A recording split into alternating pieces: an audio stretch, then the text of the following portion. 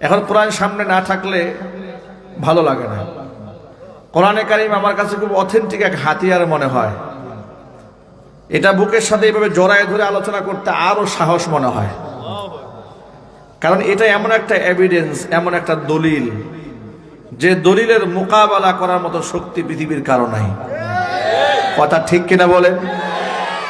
এই জন্য এই হাতিয়ারটা অত্যন্ত জরুরি। কোরআন নিজে বলেছে, ইন্না হাযাল কুরআনা ইয়াহদি লিল্লাতী হিয়া আকওয়াম, নিশ্চয়ই এই কোরআন মানুষকে চূড়ান্ত সঠিক পথের দিশা দান করে। এই অপারেটর ইকোটা কমাই দেন, এই যে মাইকের অপারেটর ইকো কমান, রিপ্লাই কমাই দেন। হ্যাঁ, আওয়াজটা স্পষ্ট করে দেন, আওয়াজটা অস্পষ্ট, হ্যাঁ ক্লিয়ার করে দেন। কোরআনে কারীম বলছে, ইন্না হাযাল কুরআন ইয়াহদি লিল্লাতী হিয়া আকওয়াম, নিশ্চয়ই এই কোরআন মানুষকে সর্বাধিক সঠিক পথের দিশা দেয়, এমন সত্য পথের দিশা দেয় যার মধ্যে ভুল হওয়ার কোনো সম্ভাবনা নাই।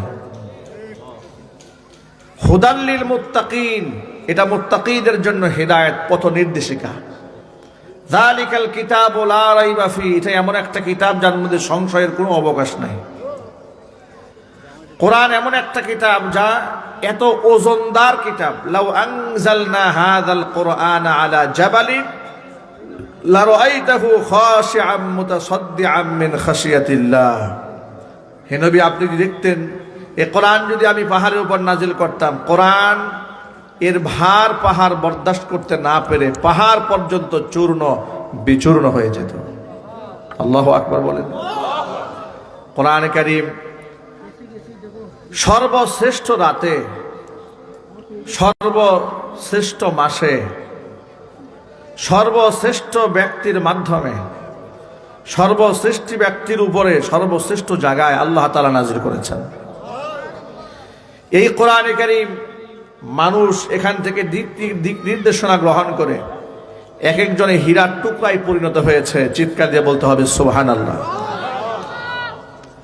১৫০০ বছর আগের নাজিলকৃত কিতাব যেভাবে ছিল হুবহু আজকের এই দিন পর্যন্ত কোনো প্রকার পরিবর্ধন, সংযোজন, বিয়োজন ছাড়া হুবহু সংরক্ষিত আছে না নাই?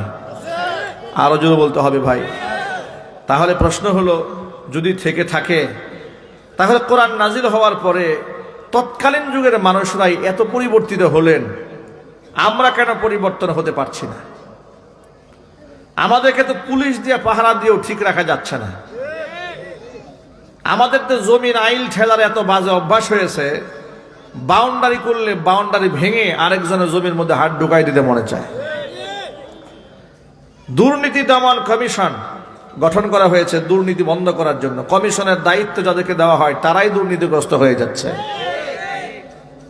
অন্যায়কারীর বিচার করার জন্য বিচারক বসিয়ে দেওয়া হলো আদালতে, হাকিম নিজেই অন্যায় করা শুরু করেছে। কথা ঠিক কিনা বলেন?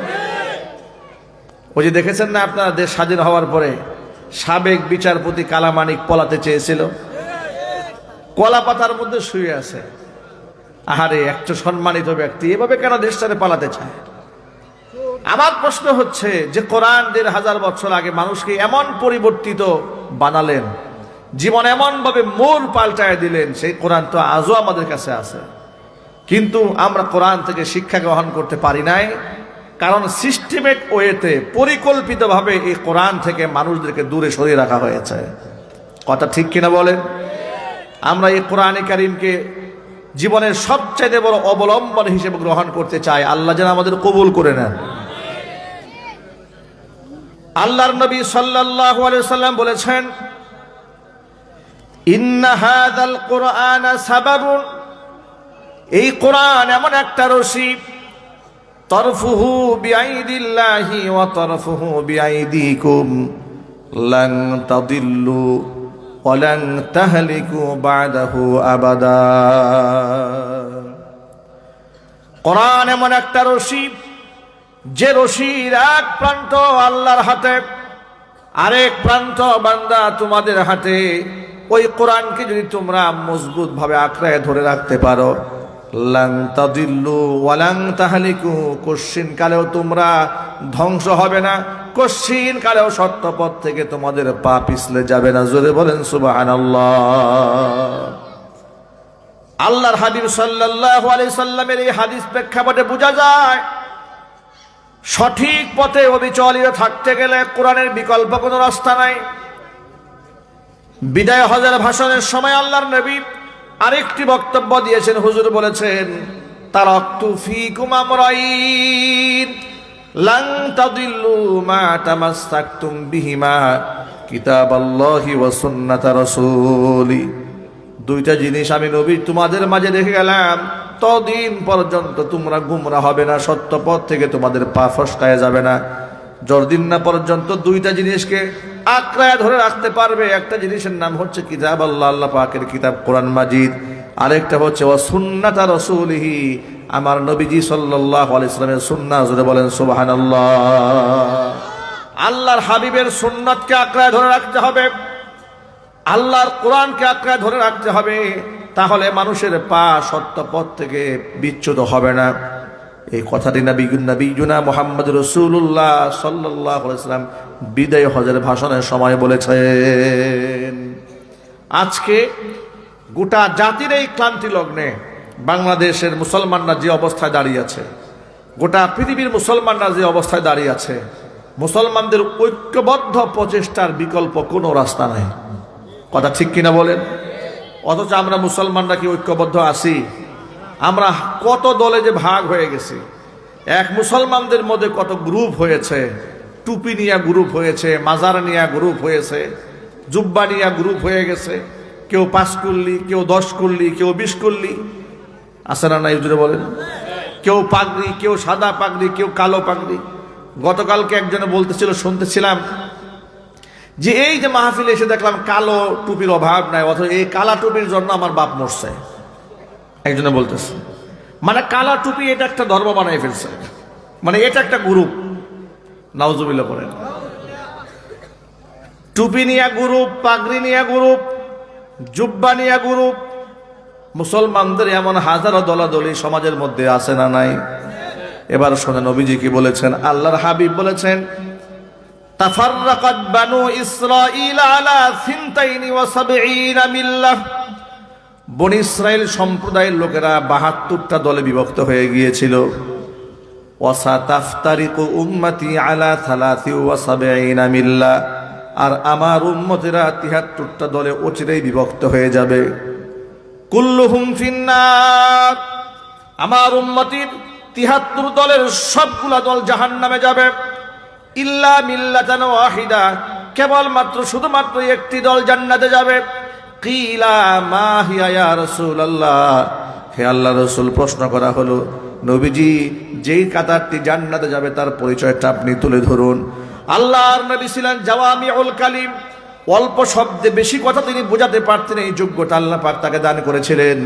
হুজুর বললেন, মা আনা আলাইহি ওয়া আসহাবি, যে আদর্শের উপরে, যে নীতিমালার উপরে, যে আকীদা বিশ্বাসের উপরে আমি মুহাম্মদ সাল্লাল্লাহু আলাইহি সাল্লাম আছি আর আমার সাহাবীরা আছে, আমি এবং আমার সাহাবীদের আদর্শিক কাতারটাই জান্নাতীদের কাতার।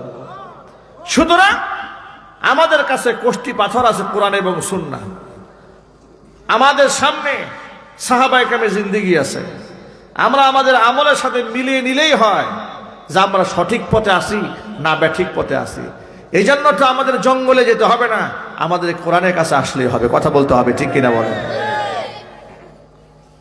আজকে মুসলমানদের যত বিভক্ত হয়েছে, কোরআন সুন্নাহ বাদ দেওয়ার কারণে হয়েছে। যত মূর্খতা সমাজে ছড়িয়েছে, কোরআন সুন্নাহকে অবজ্ঞ করার কারণে হয়েছে।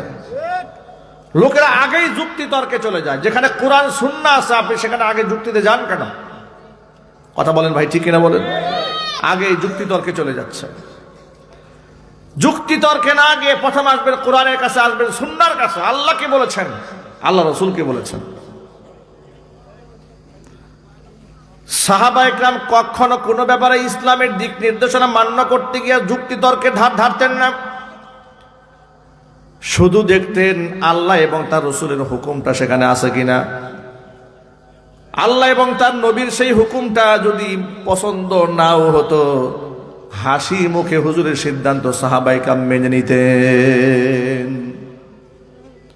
আমাদের মতো শত যুক্তি নিয়ে দাঁড়ায় যেতেন না। যেমন আমরা যদি বলি ভাই নামাজ পড়েন 5 ওয়াক্ত, হুজুর আপনারা তো আজাইরা খান, আমাদের তো অনেক কাজ, ক্ষেত খামারে কাজ করতে হয়, ডিউটি করতে হয়, ব্যবসা বাণিজ্য পরিচালনা করতে হয়, রাজনীতি করতে হয়, কত কিছু করতে হয়, এত কিছু করে নামাজ ঠিক রাখা সম্ভব না। যুক্তি একটা দাঁড় করাই দিল। ইয়াং ছেলে যদি বলি ভাই দাঁড়িয়ে রাখেন নামাজ পড়েন, হুজুর এই বয়সে দাঁড়িয়ে রাখবো, আমি কি হুজুর নাকি? প্রশ্নের জবাব একটা দিয়ে দিয়েছে। যদি ভাই সুদের ব্যবসা করবেন না, সুদ খাওয়া হালাল না হারাম? একেবারে এতগুলা যুক্তি নিয়ে দাঁড়ায় যাবে, হুজুর সুদের টাকা আনবো না তো আমাকে হেল্প করবে কে, সাহায্য করবে কে? যদি বলি ভাই ব্যবসা বাণিজ্যে মিথ্যা কথা বলবেন না, তাৎক্ষণিক একটা যুক্তি দাঁড় করায় বলবে এই জামানায় মিথ্যা ছাড়া ব্যবসা করা সম্ভব নয়, মুখের ওপর বলে ফেলবে। যদি বলি মা বোনদের সাথে এই পর্দা করাবেন, তখন তারা বলে হুজুর একটু উদার হন, এত ধর্মীয় গুরামি নিয়ে চললেন না, একটু উদার হতে শেখেন, অমুক হুজুরের মতো হন, অমুক হুজুর তো পর্দার ব্যাপারে ছাড় দিয়ে দিয়েছেন, তার মতো একটু সব ফতোয়াকে সহজ করে দেন। হাজার যুক্তি সামনে দাঁড় করে দেওয়া হয়েছে। কথা বলতে হবে ভাই, ঠিক কিনা বলেন? অথচ সাহাবায়ে কেরাম কোনদিন আল্লাহ এবং নবীর সিদ্ধান্তের সামনে কোনদিন যুক্তি দাঁড় করান নাই। নবীজি সাল্লাল্লাহু আলাইহি সাল্লামের একজন সাহাবীর নাম ছিল জুলাইবিব রাদিয়াল্লাহু তাআলা আনহু। হযরত জুলাইবিব আল্লাহর হাবিবের সামনে এসে একদিন বললেন, ইয়া রাসূলুল্লাহ, ইয়া হাবিবাল্লাহ, জান্নাতে এক একজন পুরুষকে 70টা করে হুর দেওয়া হবে। আপনার মুখ থেকে শুনেছি, আর কোরআনেও হুরের বর্ণনা আছে। আমি জুলাইবিব যদি আল্লাহ জান্নাতে যায়, আল্লাহ পাক আমাকে হুর দিবে নাকি? আল্লাহ নবী সাল্লাল্লাহু আলাইহি সাল্লাম জুলাইবিবের মনোভাব বুঝতে পারলেন। জুলাইবিবকে জিজ্ঞেস করলেন, হাল্লা তাতাযাওয়াজ ইয়া জুলাইবিব, ও জুলাইবিব তুমি বিবাহ করো না কেন? জুলাইবিব রাদিয়াল্লাহু তাআলা আনহু জবাব দিয়ে বলছেন, ইয়া রাসূলুল্লাহ, ইয়া হাবিবাল্লাহ, আমি একজন কালো মানুষ, আমি একজন খাটো মানুষ, ধন সম্পদ নাই, পারিবারিক ব্যাকগ্রাউন্ড ভালো না, প্রতিষ্ঠিত মানুষ আমি নই, আমার কাছে মেয়ে বিবাহ দেবে এমন গার্জিয়ান কি মদিনায় আছে নাকি? আরে এমন কোন মেয়ে আছে নাকি আমাকে বিবাহ করবে? আমাকে তো কেউ পছন্দই করে না। নবী করিম সাল্লাল্লাহু আলাইহি ওয়াসাল্লাম তার পক্ষ থেকে জিম্মাদার হয়ে গেলেন, চতুর্দিক থেকে খবর লাগাই দিলেন, জুলাইবিবকে বিবাহ করাবেন, পাত্রী দেখতেছেন। শুনতে পেলেন একজন আনসারী সাহাবীর ঘরে উপযুক্ত মেয়ে একজন আছে, বিবাহের উপযুক্ত। আনসারী সাহাবীকে নবীজি ডেকে বলছেন, ও সাহাবী রে, শুনলাম তোমার ঘরে নাকি উপযুক্ত মেয়ে আছে, বিবাহ দেবে নাকি? নিশ্চয়ই দেব। আল্লাহর হাবিব বলছেন, আমি আমার পক্ষ থেকে তোমার মেয়ের জন্য বিবাহের পয়গাম দিলাম। সাহাবী যখন শুনলেন আল্লাহর নবী বিবাহের পয়গাম পাঠিয়েছেন, আনন্দে আত্মহারা হয়ে গেলেন। আল্লাহর হাবিব আমার বিয়ের জন্য বিবাহের পয়গাম পাঠিয়েছেন, এটা তো আমার পরম সৌভাগ্যের ব্যাপার। হুজুর বললেন, শোনো, বিবাহের পয়গাম দিয়েছি, কিন্তু পয়গামটা আমার নিজের জন্য দেই নাই, আমার সাহাবী জুলাইবিবের জন্য দিয়েছি। জুলাইবিবের নামটা শুনে আনসারী সাহাবীর মনটা খারাপ হয়ে গেল, কারণ জুলাইবিব রাদিয়াল্লাহু তাআলা আনহু সম্পর্কে তাদের আইডিয়া ছিল তিনি যে একজন গরিব মানুষ, এটা সকলেই জানে, দেখতে অসুন্দর এটাও সবাই জানে। এই জন্য জুলাইবিবের কাছে মেয়ে বিবাহ দেওয়ার জন্য তিনি আগ্রহী হলেন না। তিনি বললেন, ইয়া রাসূলুল্লাহ, ইয়া হাবিবাল্লাহ, আপনি আমাকে অনুমতি দিলে প্রস্তাবটা আমার ঘরে নিয়ে যায়, আমার স্ত্রী কন্যার সাথে বিষয়টা নিয়ে একটু আমি আলোচনা করি, তারা কি মতামত দেন সেটা আপনাকে আমি অবগত করব। আল্লাহর নবী বললেন, নিশ্চয় আপনি ঘরে চলে যান, গিয়ে তাদের সাথে পরামর্শ করে আপনি আমাকে বিষয়টি জানাবেন। এবার তিনি ঘরে গেলেন। ঘরে গিয়ে মেয়েকে আগেই কিছু শোনালেন না। মেয়েকে না শুনে মেয়ের মাকে একটু আড়ালে নিয়ে বললেন, শোনো, নবী করিম সাল্লাল্লাহু আলাইহি সাল্লাম তো আমাদের মেয়ের জন্য একটা পাত্রের পক্ষ থেকে বিবাহের পয়গাম পাঠিয়েছে। কার পক্ষ থেকে? জুলাইবিবের পক্ষ থেকে। এটা শুনে মেয়ের মার মনটা খারাপ হয়ে গেছে। মার মন খারাপ হওয়ার পেছনে যুক্তি হলো, জুলাইবিব সম্পর্কে আইডিয়া তাদের আগে থেকেই ছিল। মেয়ের মা বলছে, শোনো, এই প্রস্তাব আমার মেয়ের কানে দেওয়ার কোনো প্রয়োজনই নাই। আপনি আল্লাহর নবীর সামনে চলে যান, অত্যন্ত আদবের সাথে হুজুরের কাছে গিয়ে হুজুরের প্রস্তাবটা প্রত্যাখ্যান করে দিয়ে আসে। এবার আনসারী সাহাবী নিজের ঘর থেকে বের হয়ে যাচ্ছেন, আল্লাহর রাসূলের কাছে গিয়ে প্রস্তাব প্রত্যাখ্যান করবেন। এমন সময় মেয়েটি ঘরের ভেতর থেকে ডাক দিয়ে বলছে, আব্বাজান দাঁড়ান, কোথায় যান? পর্দার আড়াল থেকে আমি সব শুনেছি যে কথোপকথনগুলো মায়ের সাথে হয়েছে।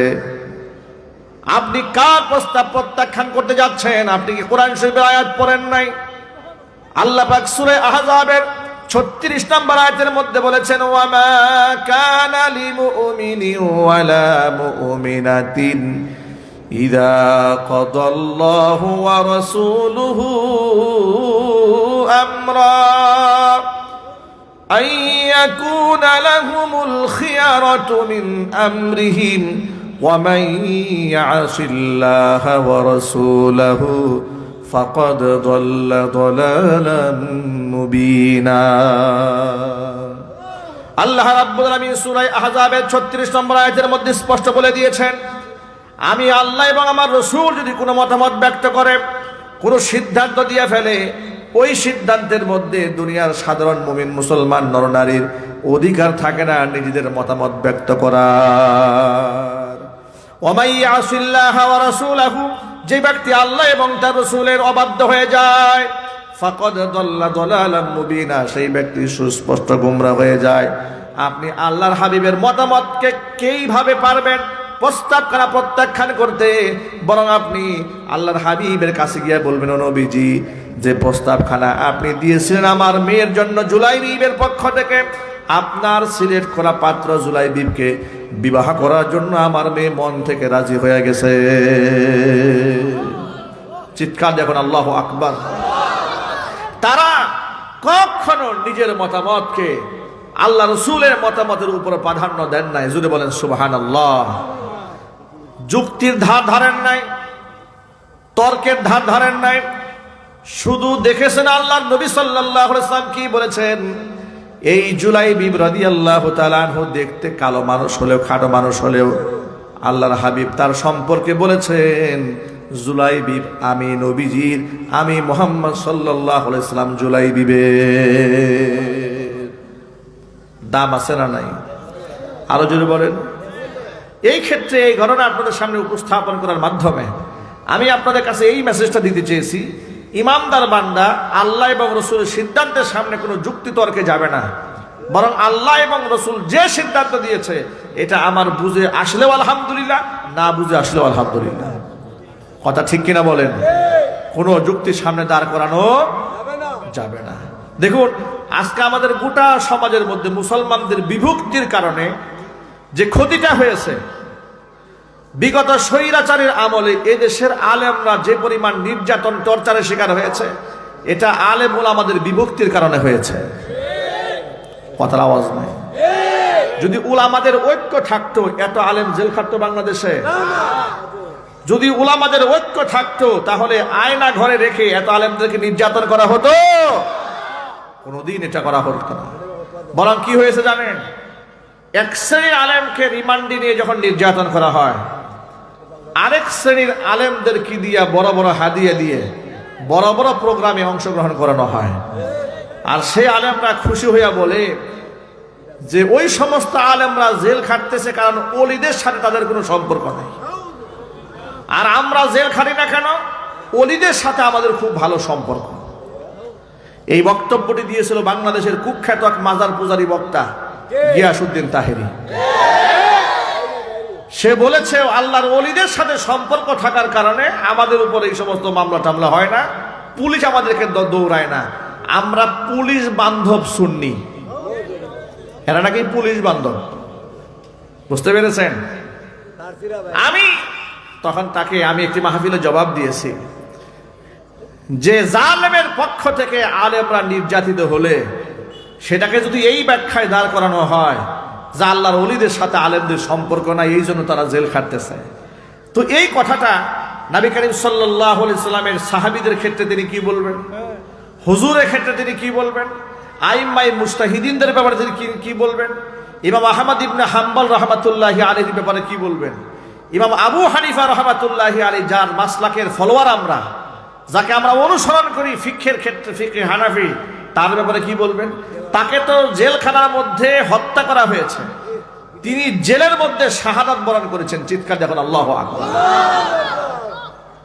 এবার একটু হাদিস শোনেন, আল্লাহর নবী কি বলেন। আল্লাহর হাবিব বলেছেন, আসাদুল বালাই আল আম্বিয়া সুম্মাল আমসাল ফাল আমসাল। পৃথিবীর মধ্যে সবচাইতে কঠিন মুসিবতের সম্মুখীন হয় নবীরা, এরপরে সুম্মাল আমসাল ফাল আমসাল, এরপরে নবীদের আমলের সাথে যাদের সাদৃশ্যতা যত বেশি মিলবে এই দুনিয়াতে তারা তত বেশি মুসিবত আর পরীক্ষার সম্মুখীন হবে। ইমানের উপর যারা বেশি অবিচল থাকবে, ইমানি কঠিন পরীক্ষার মধ্যে তাদের পড়তে হবে। আর কোন ইমানদারদেরকে আল্লাহ পরীক্ষা ছাড়া ছেড়ে দেবেন না, এটা কোরআন শরীফে আল্লাহ পাকের স্পষ্ট ঘোষণা আছে। সূরা আনকাবুতের মধ্যে আল্লাহ পাক বলেছেন, আহাসিবান নাসু আন ইউতরাকু আন ইয়াকুলু আমান্না ওয়া হুম লা ইফতানুন।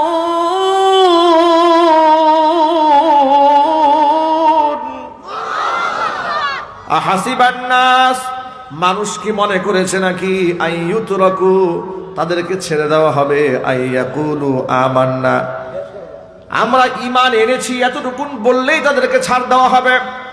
অহুম লা ইফতানুন, কোনো পরীক্ষা করা হবে না, তারা বোকার স্বর্গে বসবাস করছে। ওয়ালাকাদ ফাতান্নাল্লাযীনা মিন ক্বাবলিহিম ফালা ইয়ালামান্নাল্লাহুল্লাযীনা সাদাকু ওয়া লা ইয়ালামান্নাল কাযিবিন। অথচ তাদের পূর্বে যারা দুনিয়াতে এসেছিল তাদেরকে আমি ঈমানি পরীক্ষা নিয়েছিলাম। আমি আল্লাহ তাআলা অবশ্যই পরীক্ষা নিয়ে দেখতে চাই ঈমানের দাবিতে কে সত্যবাদী আর ঈমানের দাবিতে কে মিথ্যাবাদী। পরীক্ষা যদি না হয় তাহলে রেজাল্ট ভালো কার খারাপ কার এটা কি বোঝা যাবে? কে ভালো পড়াশোনা করেছে আর কে করে নাই এটা পরীক্ষা না হলে বোঝা যায়।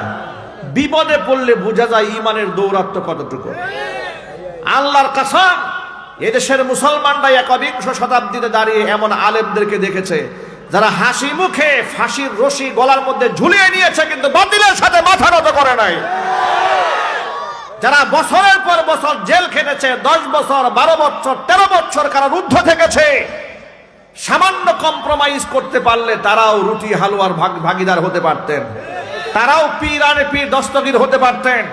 তারা সেই তরিকায় হাঁটে নাই, লুপ লালসার পথে পা বাড়ান নাই, তারা শাহাদাত বরণ করেছেন, জীবনটাকে বিপন্ন করে দিয়ে বাতিলের সামনে চোখে চোখ রেখে কথা বলেছেন। কথা বলেন ঠিক কিনা বলে?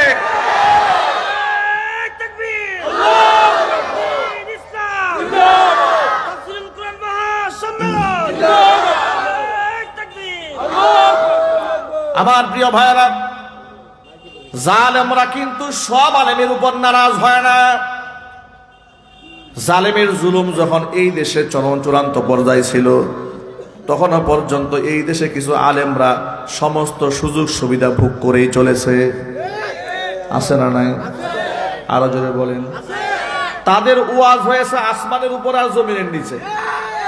পৃথিবীতে কি হইল না হইল তারা কিছু বোঝে না, আওয়াজ নাই। কত সত্য না মিথ্যা?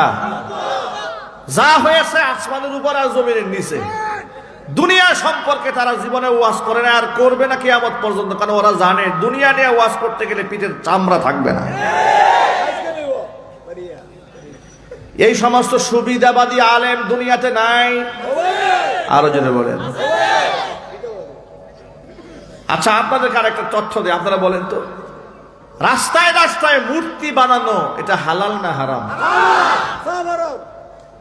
এটা কি, এটা বোঝার জন্য কি আপনাকে বিজ্ঞানী হতে হবে নাকি মুফতি মুহাদ্দিস হতে হবে? এটা কমন ব্যাপার, এটা বাচ্চারাও জানে। রাস্তায় রাস্তায় ভাস্কর্যের নামে যখন স্বৈরাচারী মূর্তি বানাচ্ছিল এটা হারাম কাজ করতেছিল। সেই অন্যায়ের প্রতিবাদ জানিয়েছিলেন আল্লামা মামুনুল হক হাফিজাহুল্লাহ। তিনি বলেছিলেন, আমাদের যদি কোনোদিন সুযোগ আসে, আমাদের বাবার মূর্তি থাকলে সে বাবার মূর্তি আমরা ভেঙে দেব। সেই বক্তব্যের তাদের সেই বক্তব্যকে কেন্দ্র করে তিনি বাতিলের রোশানলে পড়লেন। হাতটাকে আমার মতো হাত না, ছোট মানুষ। জুমার খুতবার মধ্যে নেতৃবৃন্দের সামনে ভাস্কর্যের বিরুদ্ধে ভয়ঙ্কর বক্তব্য দিয়েছিলাম। আমি বলেছিলাম মৃত ব্যক্তির নামে মূর্তি নয়, মসজিদ বানান, এতিমখানা বানান, ইসালে সব হবে, মূর্তি বানাবেন না, অসম্মান হবে। তারা থানায় বসে আমাদের নামে ষড়যন্ত্র করলো যে আমরা বঙ্গবন্ধুর বিরুদ্ধে বক্তব্য দিয়েছি, জাতির পিতার বিরুদ্ধে বক্তব্য দিয়েছি। আমাদের বক্তব্য তারা তোয়াক্কা করে না, আমাদের মসজিদ থেকে তাড়িয়ে দেওয়ার ষড়যন্ত্র করেছে। কিন্তু ওই সময়ও সরাসরি ভাস্কর্যের পক্ষে এই দেশের কিছু আলেম নামক জালেমরা কথা বলেছে। কথা বলেন ঠিক কিনা? তারা আবার কোরআন শরীফ থেকে দলিল নিয়ে আসছে। তারা বলে যে ভাস্কর্য আর মূর্তি নাকি এক জিনিস না, মূর্তি না জায়েজ কিন্তু ভাস্কর্য জায়েজ। প্রমাণ কি? ওরাও দেখেন কি দলিল দেয়। প্রমাণ হচ্ছে এই কাতারে ভাস্কর্য আছে, দুবাই ভাস্কর্য আছে, ইরাকে আছে, ইরানে আছে। এই হলো দলিল। কথা বুঝতে পেরেছেন? ইরাক, ইরান, কাতারে ভাস্কর্যের দলিল দিতে মনে চায়, কিন্তু সৌদি আরবে যে আপাদমস্তক বোরকায় ঢাকা, এই দলিল তাদের গ্রহণ করতে মনে চায় না। কথা বলেন ঠিক কিনা বলেন? ও সৌদি আরবের খারাপটা নিতে মনে চায়, ভালোটা নিতে মনে চায় না। সৌদি আরবে তো চুরি করলে হাত কাটার বিধান আছে, তাহলে সেটাও বাংলাদেশে বাস্তবায়ন করো। সৌদি আরবে তো মেয়েদের ফেস খুলে চলার কোনো বিধান নাই, তাহলে সেটাও বাংলাদেশে বাস্তবায়ন করো। এর মানে হচ্ছে ওরা যদি কোনো অপকর্ম করে, কুকাম করে, তাহলে সেই কুকামটাকে দলিল হিসেবে বাংলাদেশে নিয়ে আসা হবে। কিন্তু ওরা যদি কোনো ভালো কাজ কোরআন সুন্নাহ অনুযায়ী করে, সেটা এই দেশে আমদানি করা হবে না। হাতটাকে জাহেল কাকে বলে? এরা আবু জেহেলের চাইতেও নিকৃষ্ট। দলিল দিয়ে এক মাজার পূজারী বলল, যদি এগুলাকে ভাস্কর্যগুলা যদি নাজায়েজ হয়ে থাকে, তাহলে কাবাঘরও একটা ভাস্কর্য। ইউটিউবে এখনো বক্তব্য আছে, দেখবেন। তারা বলেছে কাবাঘর একটা স্ট্যাচু, কাবাঘর নাকি একটা ভাস্কর্য। আমরা নাকি ভাস্কর্যের সামনে সেজদা দেই। নাউযুবিল্লাহি মিন যালিক। যে কাবাঘরের ব্যাপারে কোরআন শরীফে আল্লাহ নিজে বললেন, ইন্না আউওয়ালা বাইতি উযিআ লিন-নাসি লাল্লাযী বিবাক্কাতা মুবারাকান ওয়া হুদাল লিল আলামিন। পৃথিবীর মধ্যে প্রথম ঘর, আল্লাহর ঘর, মানুষের জন্য স্থাপন করা হয়েছে। এটা গোটা দুনিয়াবাসীর জন্য হেদায়েতের দিক নির্দেশনা। সুবহানাল্লাহ বলেন। আল্লাহ বললেন ইন্না আউওয়ালা বাইতিন, এটা হলো পৃথিবীর প্রথম ঘর। আর ওরা বলে এটা নাকি স্ট্যাচু, এটা নাকি একটা ভাস্কর্য। নাউযুবিল্লাহি মিন যালিক। দেখুন, আপনাদেরকে আজকে একটা চমকপ্রদ তথ্য আপনাদের সামনে তুলে ধরবো, যেটা হয়তো আপনারা এইভাবে কোনোদিন বিবেচনা করেন নাই। আলেম উলামাদের সমালোচনা করার জন্য বাংলাদেশে তো জালেমের কোনো অভাব নাই। কথা ঠিক নেবে ঠিক? জালেমরা কোরআন শরীফের কিছু কিছু আয়াতের অপব্যাখ্যা করে মানুষের সামনে বিভ্রান্তি করে, মানুষকে বিভ্রান্ত করে, উলামাদের ব্যাপারে মানুষের ধারণাকে নষ্ট করে, সন্দেহ ঢুকায় দেয়। মুরব্বী মাশাআল্লাহ ভালো বুঝেছেন, আল্লাহ পাক নেক হায়াত দান করেন। ভাইরা আমার, দেখুন, হিজবুত তাওহীদ নামক একটি ভণ্ড সংগঠন, কুফরি সংগঠন বাংলাদেশে আছে। ধর্মের অপব্যাখ্যা করে ধর্মটাকে 12টা বাজায় ছাড়ছে। কথা ঠিক নেবে ঠিক? ওরা মহিলারা ওপেন ফেস করে ঘুরে বেড়ায়, সুন্দর করে সেজে গুজে পরপুরুষের সামনে ঘুরে, আবার তারা মহিলা পুরুষ একসাথে মসজিদে গিয়ে নামাজে ঢোকে। ব্যাখ্যা জিজ্ঞেস করে বলে, সাহাবীদের আমলে মুহাম্মদ সাল্লাল্লাহু আলাইহি ওয়াসাল্লাম মহিলা সহ একসাথে নামাজ পড়ছেন, আমরাও নামাজ পড়ি। সেনাবাহিনীর ট্রেনের মতো লাফ দিয়ে দাঁড়ায়, লাফ দিয়ে বসে, নামাজটাকে একটা মজাক, একটা হাসির পাত্র বানিয়ে দিয়েছে। নাউজুবিল্লাহ পড়েন। ইসলামের অসংখ্য অগণিত ভুল ব্যাখ্যা যা মানুষের সামনে তারা দিয়েছে, এর মধ্যে মানুষকে খুব সহজে গিলানো যায় এরকম একটা ব্যাখ্যা আছে। সেই ব্যাখ্যা কি? তারা আলেম ওলামাদেরকে বলে ধর্ম ব্যবসায়ী। কেন ধর্ম ব্যবসায়ী বলে সেটাও বলি। কেন? আলেমরা মসজিদে ইমামতি করে টাকা গ্রহণ করে, মাদ্রাসায় পড়িয়ে বেতন গ্রহণ করে, ওয়াজ মাহফিল থেকে হাদিয়া গ্রহণ করে। সুতরাং আলেমরা যেহেতু ধর্মের বিনিময়ে পারিশ্রমিক গ্রহণ করছেন, তারা হচ্ছে ধর্ম ব্যবসায়ী।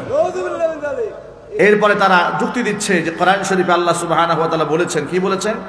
ইন্নাল্লাযীনা ইয়াকতুমুনা মা আনজালাল্লাহু মিনাল কিতাব ওয়া ইয়াশতারুনা বিহি সামানান কালীলা।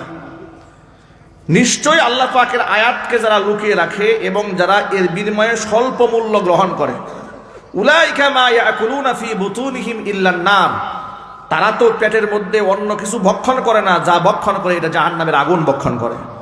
ওয়ালা ইউকাল্লিমুহুমুল্লাহু ইয়াওমাল কিয়ামা, কিয়ামতের দিন আল্লাহ এদের সাথে কথা বলবেন না। ওয়ালা ইউযাক্কিহিম, আল্লাহ পাক এদেরকে পবিত্রও করবেন না। ওয়ালাহুম আযাবুন আলীম, এদের জন্য রয়েছে যন্ত্রণাদায়ক শাস্তি। এই হচ্ছে সূরাতুল বাকারার 174 নম্বর আয়াত। সূরাতুল বাকারার 174 নম্বর আয়াতের ব্যাখ্যা করে তারা যে বোঝাতে চাইলো যে এর দ্বারা প্রমাণ হয় যে আল্লাহ তাআলা বলেছেন ওয়ায়াশতারুনা বিহি সামানান কালিলা, তারা কোরআন শরীফের মাধ্যমে স্বল্প মূল্য তারা গ্রহণ করে, অতএব এগুলা ধর্ম ব্যবসায়ী, এদের সাথে আল্লাহ কথা বলবে না। চিৎকার দেখো নাউজুবিল্লাহ। এটার সঠিক ব্যাখ্যাটা শোনেন। এটার সঠিক ব্যাখ্যা হলো আল্লাহ তাআলা বুঝিয়েছেন যে আলেম নিজের পিঠ বাঁচাবার জন্য কিংবা পেটের রিজিক ঠিক রাখার জন্য ধর্মের সঠিক ব্যাখ্যা না করে কোরআন সুন্নাহ নাজিলকৃত বিধানের সঠিক ব্যাখ্যাগুলো মানুষের কাছ থেকে লুকায় রাখে, মানুষের সামনে প্রচার করে না। আছে না নাই? ওই যে আগেই বলেছি, তারা যখন দেখলো রাস্তায় রাস্তায় মূর্তি বানাচ্ছে, মূর্তি বানানো, স্ট্যাচু বানানো, ভাস্কর্য বানানো, যে কোনো ধরনের ভাস্কর্য হোক না কেন, প্রাণীর ছবি ভাস্কর্যের নামে যেখানেই করা হোক না কেন, সেখানেই হালাল না হারাম? হারাম। এটা জানার পরেও দুনিয়াবি কিছু সুযোগ সুবিধা গ্রহণ করার জন্য তারা মানুষের কাছ থেকে এই তথ্যগুলো লুকায় রেখেছিল। কথা ঠিক কিনা যদি বলেন? আকার ইঙ্গিতে তারা ভাস্কর্যের পক্ষে অবস্থান গ্রহণ করেছিল। আল্লাহ তাআলা ওই সমস্ত আলেমদের ব্যাপারে বলেছেন যে এদের সাথে আমি আল্লাহ কথা বলবো না, যারা আমার আয়াতকে মানুষের কাছ থেকে লুকিয়ে রেখেছে। দেখুন, আমরা যখন চোখের সামনে দেখেছি এদেশে কোরআন বিরোধী আইন হয়, নবী করিম সাল্লাল্লাহু আলাইহি ওয়াসাল্লামকে গালমন্দ করা হয়, তাদের শাস্তি দেওয়া হয় না। যখন দেখেছি কোরআন শরীফের উপর পেশাব করবে বলে নাউজুবিল্লাহ আসাদ নূর ভিডিও ভাইরাল করলো, এমন একটা কুখ্যাত নাস্তিক অ্যারেস্ট হয়ে গেল বিমানবন্দর থেকে, আবার আস্তে করে তাকে জামিন দিয়ে বিদেশে পাঠিয়ে দেওয়া হলো, তার বিচার করা হলো না।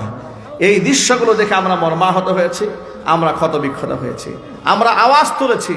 আমাদের বক্তব্য বড় স্পষ্ট, আমাদের বক্তব্য রাজনৈতিক স্বার্থ সিদ্ধির জন্য নয়, আমাদের বক্তব্য কোরআন সুন্নাহর মানদণ্ডকে ঠিক রাখার জন্য। মনে রাখবেন, প্রতিটা মুসলমানকে মনে রাখতে হবে, আমার রাজনৈতিক পরিচয়ের ঊর্ধ্বে আমার ধর্ম এবং কোরআনের পরিচয় উপরে রাখতে হবে।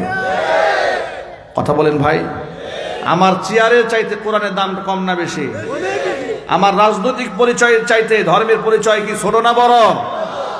বিগত স্বৈরাচারের আমলে যারা চেয়ারটাকে কোরআন শরীফের ঊর্ধ্বে উঠায় নিয়ে গিয়েছিল, ক্ষমতায় টিকে থাকার জন্য যারা ভারতের রাম এবং বামদের দাসত্ব করেছিল, এদেশের আলেমদেরকে হত্যা করে মুশরিকদের মনোরঞ্জন করেছিল, তারা চিরদিন ক্ষমতায় টিকে থাকতে চেয়েছিল। তারা 41 সাল পর্যন্ত ঘোষণা দিয়েছিল, কিন্তু মহান রব সেই নৌকা 24 সালের মধ্যে গোষ্ঠী সহ ডুবাই দিয়েছে। কথা ঠিক কিনা বলেন? সুতরাং ক্ষমতার মালিক কে? চিল্লায় বলেন। সুতরাং আলেমদেরকে নিয়ে ষড়যন্ত্র করে আবার যদি কেউ ক্ষমতার মসনদ দখল করতে চায়, গোটা বাংলাদেশের মুসলমানের এক সাগর রক্তের বিনিময় হলেও তাদেরকে মোকাবেলা করতে প্রস্তুত আছে কিনা আমি দুহাত দেখতে চাচ্ছি।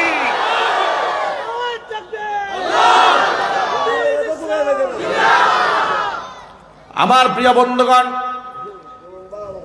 আল্লাহ রাব্বুল আলামিন কোরআন মাজিদের মধ্যে যা নাজিল করেছেন, মানুষের কাছে তা স্পষ্টভাবে বলে দেওয়া এটা আলেমদের গুরু দায়িত্ব। মনে রাখবেন, যেটা আল্লাহ হারাম করেছেন বান্দা সেটা হালাল করার কোনো অধিকার রাখে না। মদ হালাল না হারাম? আরো জোরে।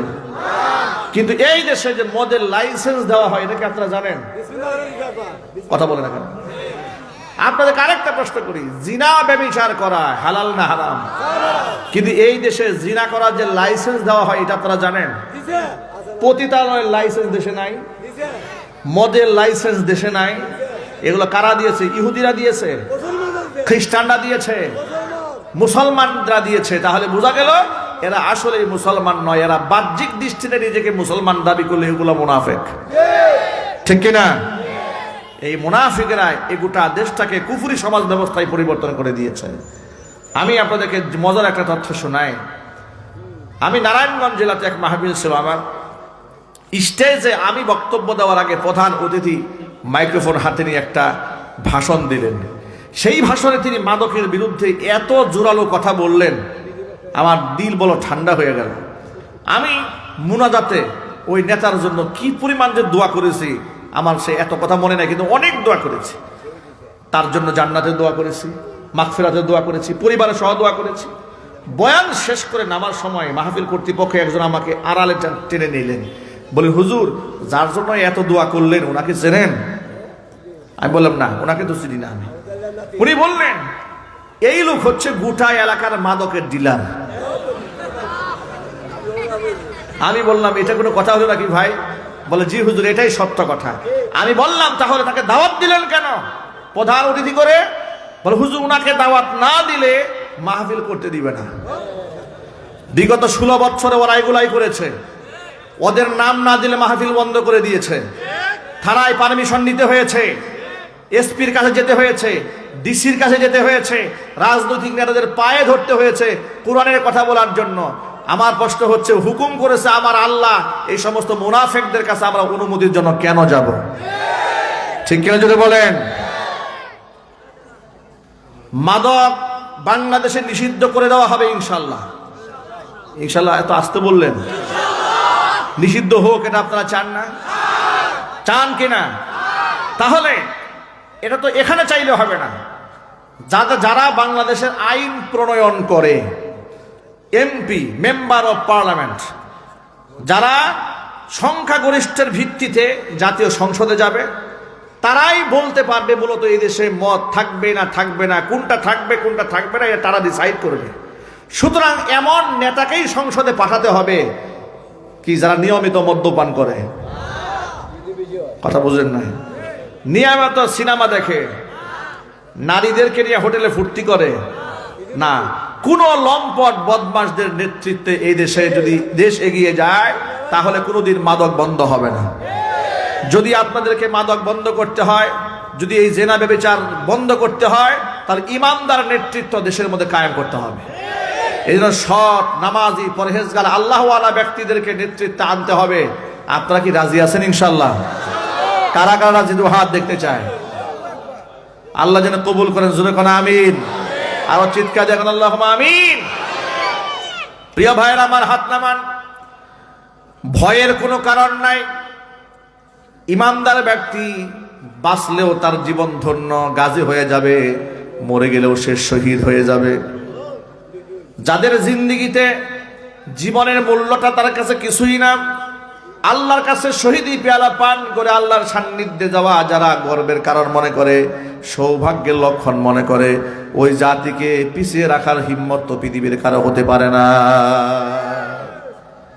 বর্তমান এই প্রেক্ষাপটে আমি সকল ভাইদেরকে বলছি, হিংসা বিভেদ ভুলে গিয়ে জাতীয় ঐক্যের প্রয়োজন। কেন প্রয়োজন তার একটা কারণ বলি। আমাদের পাশের দেশ ভারত, তারা আমাদের পরম বন্ধু। আচ্ছা, আপনারা শত্রু বললেন, আমি কি শত্রু বলছি?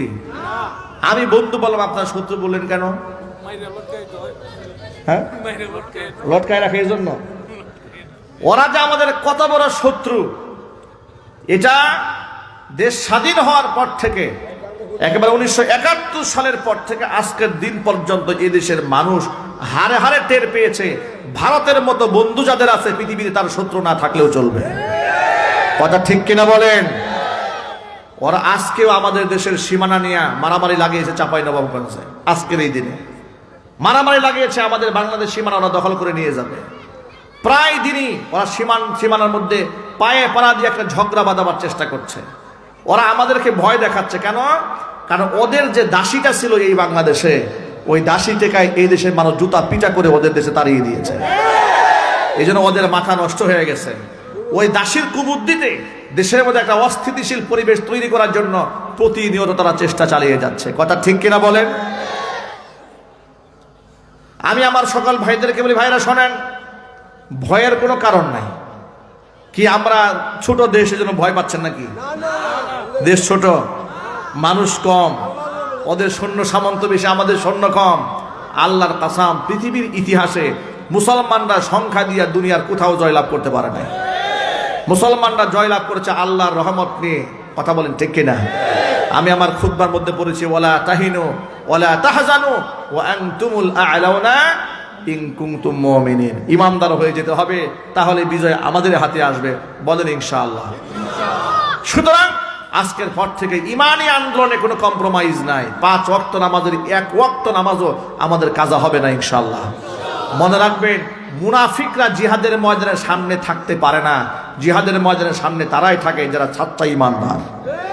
জীবন তারাই বিকিয়ে দিতে জানে যারা প্রকৃত ইমানদার। আর বেনামাজি তো ইমান অনেক মজবুত নাকি? সুদ করে ইমান অনেক মজবুত, বেপর্দা মহিলার ইমান অনেক মজবুত না। আজকের পর থেকে সকল ভাইদের ওয়াদা করতে হবে, 1 ওয়াক্ত নামাজও জীবনে কাজা করবো না। জোরে বলেন ইনশাআল্লাহ। নামাজ কয় ওয়াক্ত?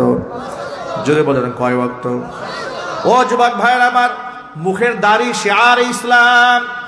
দাড়ি রাখার বিধানের ক্ষেত্রে সকল ফুকাহা ইকরাম এটাকে ওয়াজিব করার দিয়েছেন। সকলে মিলে ওয়াদা আবদ্ধ হয়ে যান, মুখে দাড়ি রাখা ওয়াজিব। আমরা ওয়াজিব আমল করবো যখন ইনশাআল্লাহ। যদি আমাদের সুন্নাত ঠিক থাকে, যদি আমাদের ফরজ ঠিক থাকে, যদি আমরা আল্লাহর হুকুম সঠিক মতো আদায় করতে পারি, আল্লাহর কসম করে বলি, আমাদের কোনো ভয় নাই, আমাদের কোনো চিন্তা নাই। আল্লাহ তাআলা আবাবিল পাঠিয়ে যেমন কাবাগরকে রক্ষা করেছিলেন, আল্লাহ রাব্বুল আলামিন কাতারে কাতারে ফেরেশতা নাজিল করে যেভাবে বদর প্রান্তরে মাত্র 313 জন নিরস্ত্র মানুষদেরকে, সাহাবীদেরকে 1000 সশস্ত্র গুন্ডাদের বিরুদ্ধে বিজয় লাভ করিয়ে দিয়েছিলেন, ভারতের 12 লক্ষ সৈন্যের বিরুদ্ধে আল্লাহ তাআলা বাংলাদেশের 1 থেকে 1.5 লক্ষ সৈনিকদেরকে ইমানের বদৌলতে বিজয় লাভ করে দিতে পারে। আজকেও সীমানায় দেখেছি বিজিবি সদস্য এবং বাংলাদেশের মুসলমানেরা বিএসএফ এর মোকাবেলা করছে নারায়ে তাকবীর আল্লাহু আকবার স্লোগান দিয়ে। এর দ্বারা স্পষ্ট প্রমাণ হয়েছে এদেশের মুসলমানেরা নারায়ে তাকবীর আল্লাহু আকবার স্লোগান থেকে রক্তের সাথে গ্রহণ করেছে। কথা বলতে হবে, ঠিক কিনা? সুতরাং আবারও যদি ডাক আসে জিহাদের ময়দানে যাওয়ার, যুবকরা কি রেডি আছে? আল্লাহু আকবার বললে আল্লাহ পাক ঐক্যবদ্ধ থাকার তৌফিক দান করেন। জোরে কোন আমিন। মরতেই হবে যখন, শহীদি মরণ দিও আমাকে। মরতেই হবে যখন, শহীদি মরণ দিও আমাকে। শাহাদাত জানি শুধুই জীবন, সে জীবন দিও আমাকে। মরতেই হবে যখন, শহীদি মরণ দিও আমাকে। মরতেই হবে যখন, শহীদি মরণ দিও আমাকে। সকলেই বলেন আল্লাহুম্মা আমিন। ওয়া আখিরু দাওয়ানা আনিল হামদুলিল্লাহি রাব্বিল আলামিন। আসসালামু আলাইকুম ওয়া রাহমাতুল্লাহ।